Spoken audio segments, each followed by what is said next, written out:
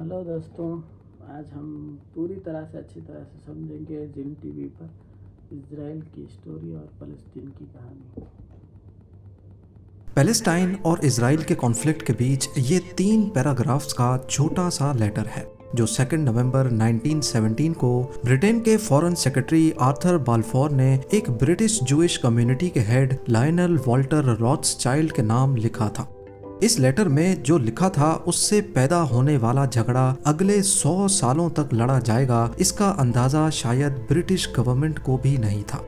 Israel और Palestine के बीच कौन गलत है कौन सही, इन दोनों का आपस में झगड़ा किस चीज पर है और इस सब में ब्रिटिश गवर्नमेंट का क्या रोल रहा है। ज़ेम टीवी की वीडियोस में एक बार फिर से खुशामदीद। नाजरीन, ये टॉपिक दुनिया के सबसे ज्यादा कंट्रोवर्शियल टॉपिक्स में से एक है और मेरी पूरी कोशिश रहेगी कि मैं बिल्कुल न्यूट्रल रहकर सिर्फ फैक्ट्स एंड फिगर्स पे बात करूं ताकि किसी भी शख्स को एतराज ना हो सके।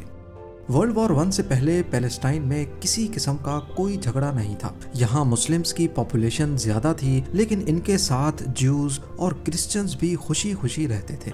उस वक्त ये पूरा एरिया ऑटोमन एम्पायर के कंट्रोल में था। इस मैप पे देखा जाए तो ऑटोमन एम्पायर यूरोप से लेकर नॉर्दर्न अफ्रीका और मिडिल ईस्ट के काफी सारे हिस्से पर भी फैली हुई थी, जिसको सल्तनत उस्मानिया कहा जाता है। कुछ अरब लीडर्स थे जो ऑटोमन एम्पायर के रूल से काफी तंग थे। वो खुद को यहाँ से आजाद करवाना चाहते थे और अपने इस मकसद को पूरा करने के लिए वो ऑटोमन एम्पायर के दुश्मन ब्रिटिशर्स से चोरी छुपे जा मिले। ब्रिटिशर्स ने उनसे वादा किया कि अगर वो जंग में ऑटोमन एम्पायर के खिलाफ उनकी मदद करेंगे तो बदले में उनको आजाद देश दिया जाएगा। ऐसा ही एक वादा ब्रिटिशर्स ने यूरोप में मौजूद जूज से भी किया था। जूज शुरुआत से ही ऐसी कौम रही है जिनका दुनिया में कोई पक्का ठिकाना नहीं था, यानी उनका अपना मुल्क कोई नहीं था। वो जहाँ भी रहते थे माइनॉरिटी कहलाए जाते थे। यूरोप में मौजूद जूज पहले ही काफी मुश्किलात का सामना कर रहे थे। उनको नफरत की निगाह से देखा जाता था और कई मकामात पर उनको कत्ल भी कर दिया जाता था। पर ऐसा क्यों था? इसके पीछे रिलीजियस कॉन्फ्लिक्ट है। कई सदियों से क्रिश्चियंस ये मानते थे कि वो जूज ही थे जिनकी वजह से जीसस क्राइस्ट की मौत हुई थी। बस इसी मेन कॉन्फ्लिक्ट की वजह से यूरोप में क्रिश्चियंस जूज को बर्दाश्त ही नहीं करते थे। दुनिया भर में फैली जूइश कम्युनिटी का नेटवर्क जैसे आज स्ट्रॉन्ग है, वैसे पहले भी काफी स्ट्रॉन्ग था।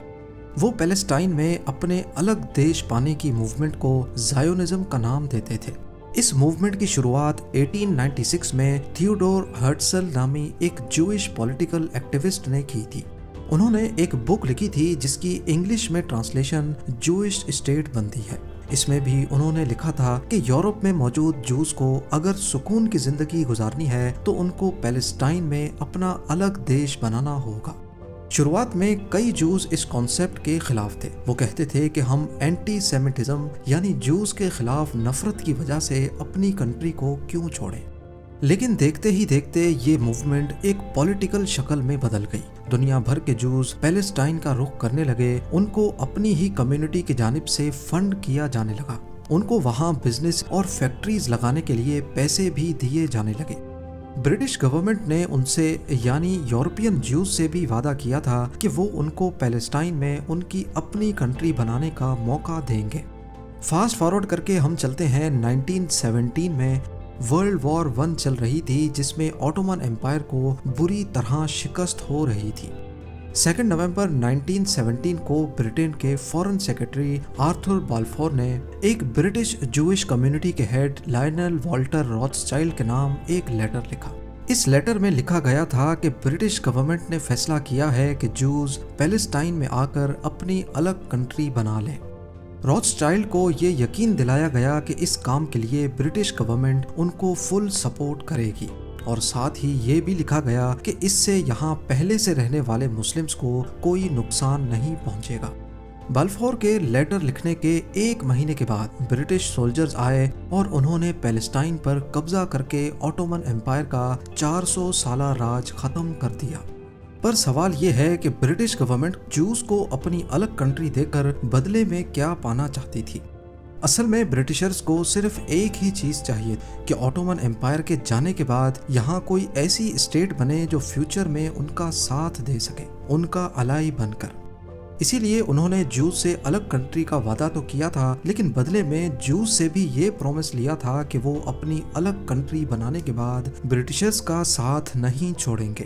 پہلے یہ ہوتا تھا کہ جنگ میں جو کنٹری جیت جاتی تھی وہ اگلی کنٹری پر قبضہ کر کے اس پر اپنا راج چلانا شروع کر دیتی تھی، تب تک جب تک وہ خود انڈیپینڈنٹ نہیں ہو جاتے۔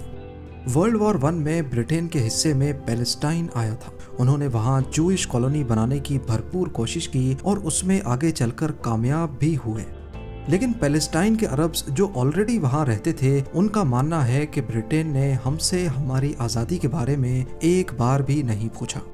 1919 میں آرتھر بالفور نے ایک میمورنڈم لکھا تھا جس میں لکھا تھا کہ پیلسٹائن میں پہلے سے رہنے والے عرب سے ان کی مرضی کے بارے میں پوچھنے کی کوئی ضرورت نہیں ہے۔ پیلسٹائن کے عربز کی نظر میں برٹین کا جوز کے لیے بنایا قانون کافی نرم تھا۔ پیلسٹائن میں دنیا بھر سے جوئش امیگرنٹس کے آنے کا سلسلہ شروع ہو گیا۔ انہوں نے وہاں اپنے اسکولز بنائے، فیکٹریز کھولیں اور برٹشرز کی مرضی سے اپنی ایک چھوٹی آرمی بھی بنا دی جس کو ہگانا کہا جاتا ہے۔ پیلسٹائن کے عربز کے پاس یہ سوچنے کے علاوہ اور کوئی آپشن نہیں بچا تھا کہ برٹشرز ہماری آزادی پر تو کوئی کام نہیں کر رہے بلکہ ہماری ہی زمین دوسروں کو دے رہے ہیں۔ کچھ سالوں تک وہ برداشت کرتے رہے، لیکن 1939 میں وہاں کے عربز نے آواز اٹھانا شروع کی، لیکن برٹشرز کے سامنے آواز اٹھانے کا ایک ہی مطلب تھا: غداری۔ پیلسٹائن کے عربز کو ایسا کرنے پر کڑی سزا دی گئی، کئی کو اریسٹ کر لیا گیا، کچھ لیڈرز کو پیلسٹائن سے نکال دیا گیا اور کچھ کو پھانسی دے دی گئی، لیکن پھر بھی پیلسٹائن کے عربز نے اپنی اسٹرائک ختم نہیں کی۔ اس پر برٹش گورنمنٹ نے معاملے کو سلجھانے کے لیے ایک پیل کمیشن بنایا۔ اس کمیشن نے پیلسٹائن میں انریسٹ کا یہ سولوشن نکالا کہ پیلسٹائن کو 2 حصوں میں ڈیوائیڈ کر دینا چاہیے۔ یہ سولوشن بھی پیلسٹائن کے عربز نے قبول نہیں کیا، کیونکہ اصل میں انریسٹ تو تھا ہی اس بات پر کہ پیلسٹائن ڈیوائیڈ کیوں ہو رہا ہے۔ 1939 تک ان کی اسٹرائک برٹش گورنمنٹ کے وائٹ پیپر ریلیز ہونے تک چلتی رہی۔ اس وائٹ پیپر میں برٹش گورنمنٹ نے پیلسٹائن کی پچھلی 20 سالہ سچویشن کو نظر میں رکھتے ہوئے ایک پالیسی پبلش کی تھی۔ اس پالیسی میں سب سے پہلے تو پیل کمیشن کو ریجیکٹ کیا گیا، جس سے عربز کی اسٹرائک ختم ہو گئی۔ اس کے علاوہ پیلسٹائن میں نئے آنے والے جوئش امیگرنٹس پر پابندی لگا دی گئی، اور جو جوز پہلے سے پیلسٹائن میں موجود تھے ان کو عربز کی زمین خریدنے پر بھی روک دیا گیا۔ ساتھ ہی یہ بھی فیصلہ ہوا کہ اگلے 10 سالوں کے اندر پیلسٹائن کو انڈیپینڈنٹ اسٹیٹ بنایا جائے اور وہی جوئش لوگوں کی بھی ہوم کنٹری ہوگی۔ زائونسٹ کے لیے یہ وائٹ پیپر کسی دھوکے سے کم نہیں تھا۔ یہ وائٹ پیپر پہلی بار جوز اور برٹشرز کے درمیان کانفلکٹ پیدا کر گیا۔ انہوں نے وائٹ پیپر ماننے سے انکار کر دیا اور پورے پیلسٹائن میں برٹش گورنمنٹ پر حملے شروع کر دیے، جس میں کئی لوکل پیلسٹینینز بھی مارے گئے۔ یہ حملے کئی مہینے تک چلتے رہے، لیکن پھر کچھ اس سے بھی بڑا ہوا جس نے سب کی اٹینشن گھیر لی۔ 1939 میں ورلڈ وار 2 اسٹارٹ ہو گئی۔ جہاں یہ جنگ دنیا بھر میں 6 کروڑ لوگوں کی جان لے گئی، وہیں ہٹلر نے اپنے ڈیتھ کیمپس میں 60 لاکھ یورپین جوز کو بے دردی سے قتل کر دیا۔ اس واقعے کو ہولوکاسٹ کہا جاتا ہے۔ 1941 اور 1945 کے درمیان یورپ میں رہنے والے 66% جوز کو ہٹلر نے مار دیا تھا۔ بچنے والے جوز کے پاس پیلسٹائن جانے کے علاوہ اور کوئی آپشن نہیں بچا تھا، کیونکہ ایک تو یہ ان کے لیے بہت ہولی پلیس تھی اور دوسرا وہاں جوئش کمیونٹی پہلے سے آباد تھی۔ انہوں نے وہاں برٹشرز کی طرف سے لگائی گئی امیگریشن کی لمٹ کے باوجود بھی پیلسٹائن مائیگریٹ کرنا شروع کر دیا، پر پیلسٹائن میں بھی حالات کہاں ٹھیک تھے۔ وہاں وائٹ پیپر کے خلاف ابھی تک زائونسٹ برٹشرز کے خلاف لڑ رہے تھے۔ ورلڈ وار 2 کے بعد برٹشرز اب تھک چکے تھے اور ان میں اب ہمت نہیں تھی کہ پیلسٹائن میں زائونسٹ کے خلاف بھی لڑیں، لہٰذا 1947 میں انہوں نے یہاں سے نکلنے کا فیصلہ کیا اور پیلسٹائن میں اپنا پھیلایا ہوا رائتا انہوں نے یونائٹڈ نیشنز کے گلے میں ڈال دیا کہ اب تم اس مسئلے کا کوئی سولوشن نکال لو۔ اس وقت پیلسٹائن میں جوز کی تعداد 6,30,000 تھی، جبکہ 1,43,000 کرسچنز اور 11,81,000 مسلمز تھے۔ یہ فگرز ایک اٹیلین جوئش ڈیموگرافر سرگیو ڈیلا نے ہی دیے تھے۔ دیکھا جائے تو اس وقت یہاں مسلم پاپولیشن کلیئرلی جیوز سے ڈبل تھی، لیکن یونائٹڈ نیشنز نے پیلسٹائن کے پارٹیشن پلان میں 55% زمین جیوز کو دینے کا پروپوزل دیا۔ یونائٹڈ نیشن جنرل اسمبلی میں اس پروپوزل کو 72% ووٹس ملے اور یہ فائنل کر دیا گیا کہ پیلسٹائن کا 55% لینڈ جوز کو ملے گا، جبکہ یونائٹڈ نیشنز نے آج تک کبھی بھی اس کی ایکسپلینیشن نہیں دی کہ صرف 30% جوز کو 55% لینڈ کیسے دے دیا گیا۔ اس وقت یو این کی اسمبلی میں انڈیا کی بھی پریزنس تھی اور انڈیا نے بھی اس فیصلے کے خلاف ووٹ ڈالا تھا۔ اس وقت کے پی ایم جواہر لال نہرو نے یو این کے فیصلے کے خلاف کافی آواز اٹھائی تھی اور کہا تھا کہ یو این کے انڈین ایمبیسڈر کو زائونسٹ کی طرف سے رشوت آفر کی گئی تھی کہ وہ ان کے حق میں ووٹ ڈالے۔ خیر، یو این کی اس ریزولوشن کو تمام عرب کنٹریز نے ریجیکٹ کیا اور پیلسٹائن میں اب زائونسٹ اور پیلسٹینینز آمنے سامنے آ گئے۔ دونوں طرف سے ایک دوسرے پر وار کیے جانے لگے، لیکن obviously جوز کی ملٹری کافی اسٹرانگ تھی تو پیلسٹینینز ان کا مقابلہ نہیں کر سکے۔ 14 مئی 1948 کو ڈیوڈ بین گوریون نے آفیشلی اسٹیٹ آف اسرائیل بنانے کا اعلان کر دیا۔ وہ اسرائیل کے پہلے پی ایم بن چکے تھے۔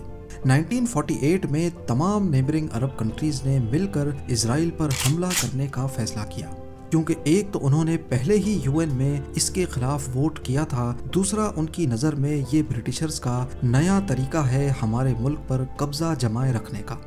یہ پہلی عرب اسرائیل وار تھی جس میں 5 عرب کنٹریز ایک چھوٹے سے اسرائیل پر حملہ کرتی ہیں، جس کو بنے ابھی چند مہینے ہی گزرے ہیں۔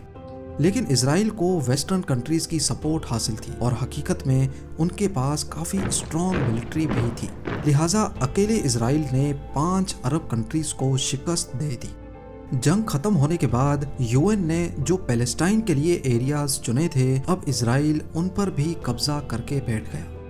ویسٹ بینک جارڈن کے قبضے میں آ جاتا ہے اور غازہ اسٹرپ ایجپٹ کے کنٹرول میں۔ 1967 میں ایک اور عرب اسرائیل جنگ ہوتی ہے جس میں اسرائیل نہ صرف ویسٹ بینک بلکہ غازہ اسٹرپ اور ایجپٹ کے پورے سائنائی پیننسولا پر بھی قبضہ کر لیتا ہے۔ اس سب کے بیچ پیلسٹائن کے لوگ اپنا خود کا ملک بنانا چاہتے ہیں۔ اسی مقصد سے انہوں نے اپنی ایک الگ آرگنائزیشن بنائی جس کو PLO یعنی پیلسٹائن لبریشن آرگنائزیشن کا نام دیا۔ شروع میں یہ ہتھیار اٹھا کر فورسفلی اپنا الگ ملک پانے کی کوشش کرتے ہیں۔ اپنی آواز اٹھانے کے لیے PLO نے کئی پلینز اور شپس بھی ہائی جیک کیے۔ اسی لیے امریکہ اور اسرائیل کی جانب سے PLO کو ایک ٹیررسٹ آرگنائزیشن ڈکلیئر کر دیا گیا، پر کئی کنٹریز PLO کو ٹیررسٹ آرگنائزیشن نہیں مانتی تھی۔ وہ ان کو صرف ریولوشنسٹ سمجھتے تھے جو خود کا ملک بنانا چاہتے ہیں۔ 1974 میں PLO کو یونائٹڈ نیشنز میں آفیشلی ریکگنائز کر دیا جاتا ہے، اس بنا پر کہ یہ پیلسٹینین لوگوں کے ریپرزینٹیٹیوز ہیں۔ اس کے بعد 1979 میں ایجپٹ اور اسرائیل کے بیچ پیس ٹاکس کامیابی سے ہو جاتے ہیں اور ایجپٹ پہلی عرب کنٹری بن جاتی ہے جو اسرائیل کو آفیشلی ریکگنائز کرتی ہے۔ اس پر اسرائیل ایجپٹ کو ان کا سائنائی پیننسولا واپس کر دیتا ہے، لیکن 2 سالوں کے بعد ایجپٹ کے پرائم منسٹر کو ایکسٹریمسٹ گروپس کی طرف سے مار دیا جاتا ہے، اس بنا پر کہ کیسے انہوں نے اسرائیل کے ساتھ سمجھوتا کر دیا۔ اتنے عرصے تک ویسٹ بینک پر اسرائیلی آکوپیشن کی وجہ سے کافی سارے جوز وہاں پر بھی اپنے گھر بنانا شروع کر دیتے ہیں، لیکن انٹرنیشنل کمیونٹی اس پر اعتراض کرتی ہے کیونکہ یہ اصل میں 1947 یونائٹڈ نیشن کے پارٹیشن پلان کے خلاف تھا۔ ویسٹ بینک کا ایریا اصل میں پیلسٹائن کے لیے رکھا گیا تھا، لیکن اسرائیل نے وہاں پر بھی قبضہ کر کے وہاں اپنے لوگوں کو بسانا شروع کر دیا۔ 1992 میں ایک بار پھر سے اسرائیل اور PLO کے درمیان پیس ٹاکس ہوتے ہیں۔ PLO کے لیڈر یاسر عرفات بھی اسرائیل کو ریکگنائز کرتے ہیں اور اسرائیلی PM یٹزک ربین بھی PLO کو ریکگنائز کر کے یہ تسلیم کرتے ہیں کہ PLO ٹیررسٹ آرگنائزیشن نہیں ہے۔ اس دوران PLO بھی اسپلٹ ہو جاتی ہے۔ ان کا ایک دوسرا ونگ جو چاہتا ہے کہ اسرائیل سے کسی طرح کا بھی سمجھوتا نہ کیا جائے وہ بن جاتا ہے، جس کو آج ہم حماس کے نام سے جانتے ہیں۔ دوسری طرف اسرائیل کا ایکسٹریمسٹ گروپ بھی اپنے PM کے خلاف جا کر یہ کہتا ہے کہ پیلسٹائن کے ساتھ کوئی کمپرومائز نہیں کرنا چاہیے۔ लेकिन इससे पीस टॉक्स को कोई फर्क नहीं पड़ता। PLO और इजराइल पहली बार आमने सामने आकर इस मसले को सुलझाने की कोशिश करते हैं। पर मसला ये था कि वेस्ट बैंक में ऑलरेडी काफी इजरायली अपने घर बना चुके हैं, वो भी इजरायली गवर्नमेंट की मर्जी से। तो सॉल्यूशन ये निकाला गया कि वेस्ट बैंक को 3 हिस्सों में डिवाइड किया जाएगा, A, B और C। ए एरिया में सिर्फ पैलेस्टाइन यानी PLO के कंट्रोल में होगा, एरिया B दोनों के कंट्रोल में, और एरिया C सिर्फ इजराइल के कंट्रोल में रहेगा। यानी 1947 में बनाया गया यूनाइटेड नेशन का पार्टीशन प्लान यहाँ दूर दूर तक नजर नहीं आ रहा था। पैलेस्टाइन को सिर्फ वेस्ट बैंक में गिने चुने टुकड़े ही मिल पाते हैं जहां वो अपनी गवर्नमेंट चला सके। खैर PLO ने इसको भी एक्सेप्ट कर लिया, लेकिन फिर 1995 में अचानक कुछ ऐसा हुआ जिसने सारे पीस टॉक्स की धज्जियां बिखेर दी। जूइश एक्सट्रीमिस्ट ग्रुप ने अपने ही प्राइम मिनिस्टर का कत्ल कर दिया। वो किसी भी कीमत पर ये नहीं चाहते थे कि वेस्ट बैंक के आसपास भी कोई पैलेस्टीनियन बसे। 1996 में पैलेस्टाइन के पहले इलेक्शन होते हैं और पैलेस्टाइन की पहली गवर्नमेंट बनती है, लेकिन हमास जो कि पैलेस्टाइन का मिलिटेंट विंग है वो इस बात से खुश नहीं होता और इलेक्शन से बायकॉट कर देता है। ना सिर्फ इतना बल्कि वो इजराइल में कई सुइसाइड बॉम्ब्स भी करवाता है, जिससे इजराइल और पैलेस्टीनियन लोगों के बीच पहले से नफरत काफी हद तक बढ़ जाती है। इस वाक़े के बाद इन दोनों के क्लैशेस आपस में होते रहते हैं। इससे बचने के लिए इजराइल ने वेस्ट बैंक में अपनी सेटलमेंट्स के इर्द गिर्द कंक्रीट वॉल खड़ी कर दी, जिससे पैलेस्टीनियंस का रहना और ज्यादा मुश्किल हो गया। फिर 2006 में पैलेस्टाइन में दोबारा इलेक्शन होते हैं और अब की बार हमास जीत जाता है। इससे PLO की पार्टी फतेह और हमास के बीच एक सिविल वॉर छिड़ जाती है और पैलेस्टाइन 2 टुकड़ों में बंट जाता है। आज गाजा स्ट्रिप पर हमास का होल्ड है और वेस्ट बैंक में छोटे छोटे टुकड़ों में PLO यानी फातेह की गवर्नमेंट है। ज्यादातर जो इजराइल और हमास की झड़पें होती हैं उनमें इसी गाजा स्ट्रिप से इजराइल पर रॉकेट्स फायर किए जाते हैं। इसी वजह से इजराइल ने गाजा स्ट्रिप के गिर्द घेरा तंग करके एक बहुत बड़ी फेंस खड़ी कर दी है। आज हर दूसरे तीसरे साल हमास और इजराइल की जंग दोबारा शिद्दत इख्तियार कर लेती है। पिछली बार 2021 में ऐसा हुआ था और अब 7 अक्टूबर 2023 को हमास ने इजराइल पर 5000 से ज्यादा रॉकेट्स फायर किए। ये था इजराइल और पैलेस्टाइन का वो कॉन्फ्लिक्ट जो पिछले 100 सालों से शक्लें बदल बदल कर आज तक अपनी मौजूदगी का एहसास दिलाता है। मैंने इस टॉपिक को बड़ी एहतियात से किसी भी रिलीजन को टारगेट किए बगैर सिर्फ फैक्ट्स एंड फिगर्स के जरिए कवर करने की कोशिश की है। आपके इस टॉपिक के बारे में क्या राय है मुझे कमेंट सेक्शन में जरूर बताइएगा। मिलते हैं अगली शानदार वीडियो में।